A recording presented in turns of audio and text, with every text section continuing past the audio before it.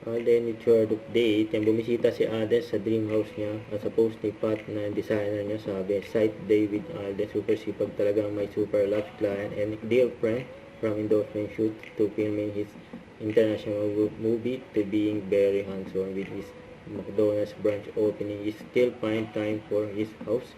My God, I'm so proud of you, Alden Richard. A few more months and this fabulous house you truly deserve will be done, RJ, you know.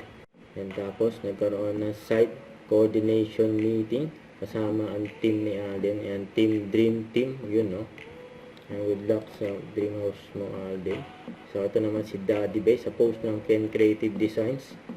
And picture taking pa nga, just sa bahay nila sa Santa Rosa, Laguna with Daddy Bay. Kasama ang team Ken Creative Design.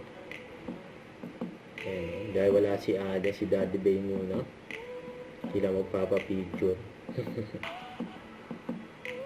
Ay, nakapila pa nga sila. Isa-isa.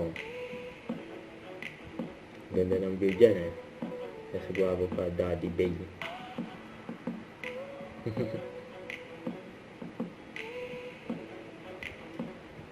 Don't forget to subscribe, click the notification bell for more update. This is Richard Action Live. Stay tuned for more videos.